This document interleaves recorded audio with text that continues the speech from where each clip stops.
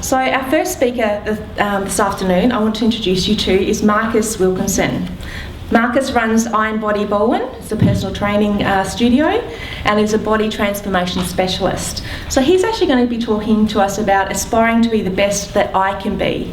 So what's within our power and what's within our interest to do that. So Marcus, I can say, inspires a lot of people.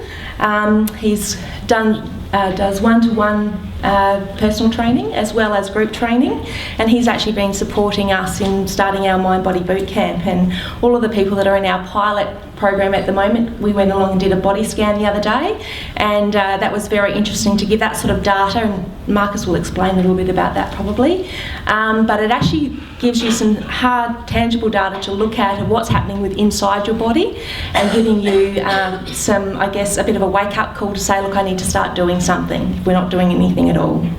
So without further ado, I'd like to introduce you to Marcus Wilkinson, please.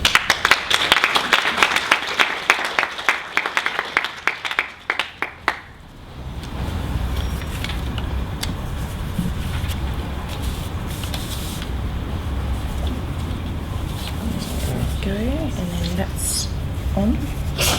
Sure.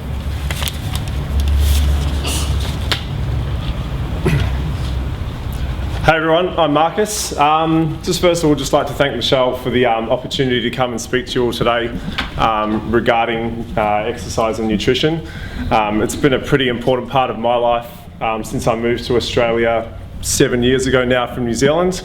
I train Michelle from Spal, well, not directly, but within the studio, and we've achieved some pretty amazing things in the last up to a year. Michelle can now leg press, how much was it? 300 kilos. 300 kilos. So definitely deserves a round of applause. And Spal, I think you got to 200. So 200 kilos, which is also really good as well. I think the thing for me, one of the quotes that really sort of rings through to me is the difference between who you are and who you want to be is what you do. Okay, so 7 years ago, I was in a bit of a state. I'd lost a lot of things that meant something to me in my life, and I was sort of on a journey of self-discovery. I decided to move to Australia and look for a way that I could help improve the lives of others. I lived in a place in New Zealand that there was a lot of depression and anxiety. My family suffers from it directly, basically everyone. I've seen them very, very obese, suffering from a lot of health conditions. And I think moving over here for me was like, I don't want that to be part of my life, but I also want to use my life to help other people improve the quality of theirs. Because a lot of people really struggle to find ways and means to look after themselves, and I find that in New Zealand specifically, well, not specifically, here also, the first thing we sort of go to is medication. We go to medication because it is something that is proven to work, it assists and it helps with a lot of troubles that we struggle to deal with ourselves. Exercise, training and nutrition for me has been a huge, huge help. And a lot of people who suffer from different mental illnesses and health issues, it definitely has played a vital role in improving the quality of their life. Hopefully I'll learn how to work this. I haven't used a PowerPoint before, so. One thing I think a little bit, which is pretty important to me, that's me up there, by the way, if you can't tell.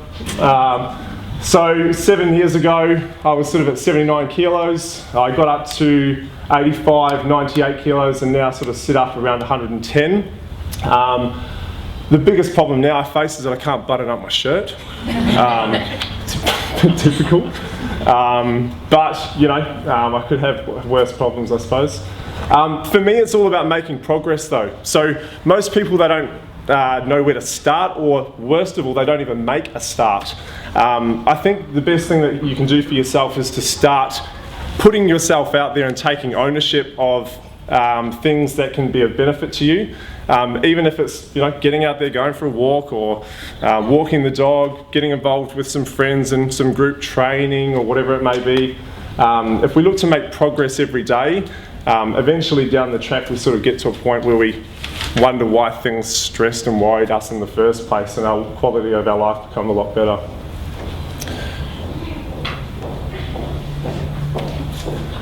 The biggest question for a lot of people, I think, and a lot of people don't really know the answer to it, is what do you want? So in asking that, a lot of people kind of get up and they go about their day-to-day lives and they don't really have any sense of direction. You know, they know that they want a better quality of life, or they want to improve their health and well-being, but they don't really know where to go to get it, or it's a little bit maybe intimidating or confronting to start. Basically, the way I see it is we have two roads. We can do nothing, or we can take control and be accountable to ourselves and start exercising. I think the thing really is that you owe it to yourself. No one's going to do it for you. And I think the key thing is that once you choose that road, is not to look back, not veer off. Every day you wake up, think, I'm going to do something today that's going to help me be a better person. And that's what I did 7 years ago. And I could say that, yeah, I've got a bit of confidence, and you know, I love what I do. I love helping people, and I'm definitely not looking back. So yeah, definitely, I think the key thing is to you know, sort of come to terms with what you want. You want to improve the quality of your life. We need to take some action and do something about it.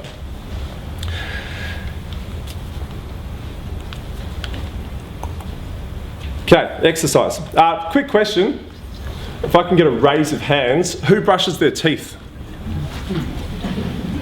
That's pretty unanimous. Now, quick raise of hands. Who's exercised more than 3 times this week?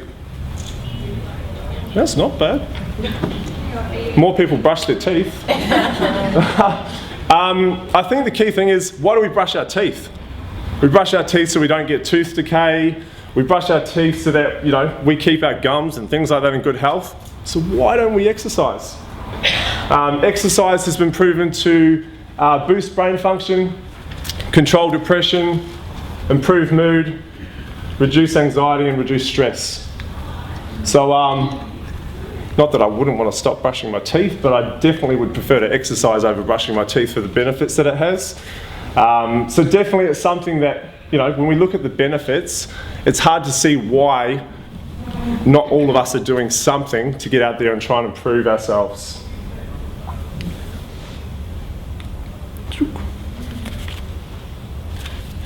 Okay, some fitness tips. So it doesn't have to be that difficult. One of the main things with exercise and training, in whatever form you choose, is frequency. So doing something regularly on a daily or bi-daily basis, so that you can do things to improve your, you know, the quality of your life and all that sort of carry on, endorphins, brain chemicals. If you do something frequent and for at least 10 minutes, but 30 minutes has been proven to be a lot more effective, then you'll find that that's going to help a lot. It's really simple. You can do things like open up the front door and go for a walk, which isn't too difficult. Everyone can do it. It's not that hard. You know, you get out in the fresh air, you get some vitamin D. I don't see a lot of that because I'm stuck in the gym all day, but I try. You know, going for a jog, bike ride, swim, and even better yet, once you've done a bit of that, maybe doing some weight training. Okay, they all have slightly different benefits, but it's better than choosing the road of not doing anything. Doing something is going to be a lot better. Outdoor or indoor group classes. So outdoor, indoor group classes, there's a lot of boot camps set up. They're very minimal in cost. Most of the activities previously don't have a cost. Maybe a gym membership, $10 a week. Outdoor, indoor group classes, there's a lot of them run where, you know, you can get involved, other people can help motivate you as well. And they're really supportive as well. You know, most of these people are there for the same reason. So as soon as you take the step to go there, the intimidation factor kind of drops. Everyone's very, very welcoming. Most people, when they meet me, first of all, they think I'm a bit intimidating. I try and drop my shoulders or sit down or something when I first talk to somebody, but then they just see I'm a bit of a gentle giant. So there isn't much intimidation there. You've just got to take the step to go, and people are pretty welcoming. One-on-one personal training. You know, if you've got enough to maybe step inside a gym and come and throw some weights around with me, that can be a bit scary, so I'd probably suggest walking in that first. Although Michelle came in a year ago, and how much weight have you lost now? 40 kilos. How much? 40. 40 kilos she's lost. So, and really all we did was basically we got a really some strong consistency with her training, and we really looked at her nutrition and what she was eating, because that's essential as well. And if you know any of the other stuff, you can also get yourself a friend to work out with as well. Beautiful. Okay, so nutrition. So a bit about exercise, nutrition. Nutrition has been proven, when you eat well, and I'll discuss that a little bit, to boost brain function, increase your performance, reduce other health risks, and improve your mood and your energy. Okay? Most of the time, if we don't take accountability for the foods that we eat, it's very, very easy to drive down the road or off the road into a drive-through and buy a burger or, you know, a roll or whatever it may be. Most people add a soda drink, Coke, chips. Tastes pretty good for about 30 seconds, and then you feel like absolute rubbish maybe 5 or 10 minutes later. One of the big things that I try to get a lot of people to do is to start taking accountability for what goes in their mouth, because it affects your state of mind in probably the greatest way, and that can be one thing that will help you get out and start exercising as well. So typically one of the first things I recommend is to, when you go to the supermarket, is to try and buy foods that aren't packaged. Okay, so that's quite an easy thing to do. You just basically go into fresh produce, meats, vegetables, you know, good fats like things like butter and eggs and cheeses and that sort of carry on as well. You do have to eat that type of food in moderation because they're very high calories, but they are very, very good for you as well. And a lot of the time what happens with nutrition is people will actually, when you eat a food, and especially if it's something that's high in sugar, you don't get a protein or a fat content with that. So when you eat the food basically gives you a big spike in blood sugar.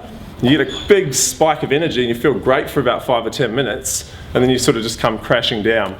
So when you eat well-prepared food like, say, a meat, vegetables, and you may cook that in coconut oil or something like that, you actually get a more wholesome meal, and your body doesn't spike its energy levels as quickly. So you actually get more sustained energy throughout the day. Okay, so eating well is extremely important. You know, I know if I have an off day and I go and get something that I wouldn't really prefer to eat because I haven't made food myself, I don't feel so flash after having eaten it. So definitely choosing better foods is going to help a lot.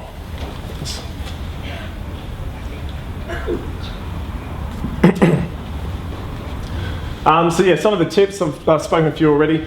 More frequent, smaller portion meals is great help as well. So instead of missing breakfast, eating a chocolate bar or a muffin with your coffee, and then eating a big dinner, you're better to structure your meals in small portions throughout the day, because what it does is when we eat food and digest it, that then causes us to create energy, which our body wants to use. If we eat it all in one hit and we don't use that energy, there's one place that's going to take it from you, and it's your stomach. So you're going to find that you look downstairs and there's a gut there that you don't want to see. So eating small regular meals is going to give you more sustained energy. You're not going to get them dips in energy through the day, and it's also going to be better for your waistline as well. As I said before, protein, carbs and fats at each meal, that's going to drastically help your body's ability to absorb food, and also the energy you obtain from eating it. Preparing your own meals is critical, because that way you know what goes in it as well. A lot of the foods that you buy from takeaway and stuff, really, I'd question a lot of the times what actually goes in the food and how high quality it is. I know, you can go buy a Coke and you may as well just go and take a cup of sugar and mix it in a cup of water and drink it. Really has no nutritional benefit at all. Okay, so we're trying to take control of what goes in our mouth. 60 to 70% of our body's made of water. Okay, so water is essential. You need to be drinking at least 2 litres of water a day. And it's better to drink that throughout the day instead of getting to the end of the day and being like, oh my gosh, I've had no water. Well, glad I'm trying to throw back 2 litres of water.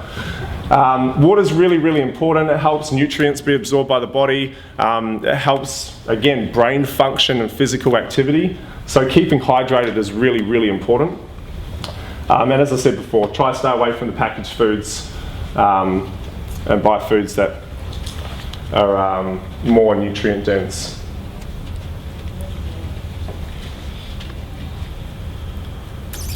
Okay. One of the last parts there is basically just a couple of messages about some of the stuff we've talked about there. 3 key points for me, really. First thing, wake up every day and chase your goal. Okay, so you need to sort of tell yourself, that's it. I'm not happy with where I am, and the only person that's going to help myself take control is me. Okay, you owe it to yourself to do that. So that's one of the first things that I would say is when you wake up tomorrow, get up, go for a walk, and then start your day. It's actually been proven too that if you exercise first thing in the morning, because of the endorphin release and things like that, you actually improve your mood throughout the whole day. Okay, so the best time to do some low intensity activity is first thing in the morning. Okay, most people, they go to work 9 to 5, and they get home and all they can think about is, I don't know, I don't even watch TV, The Block or The Bachelor or something like that. Something like that. You know, you think, oh, walk, Bachelor, Bachelor. So go first thing in the morning, get it out of the way, and that will help you a lot throughout the day. It's so easy, 10 minutes. If you've got a dog or something like that, you should be doing it anyway. Make exercise compulsory. It's actually your duty to exercise. If you're not doing it, you're basically beating yourself up. Okay? It's a bit cruel, but you really are. You're not doing your body any just. And as we've discussed previously, we know if we look after our physical health and well-being, it impacts our mental health a lot. Okay? And last one there is food as fuel. Okay, so if we stop looking at food as an emotional outlet, we think, oh my God, I've had a terrible day. How good would pancakes be? You know what I mean? Something like that. Pancakes are not good for you. I do like pancakes. Don't get me wrong. But, you know, once every now and then is okay. But really taking control of yourself, taking control of your accountability of what goes in your mouth, and starting to make better food choices is going to help a lot. Cool. That's me.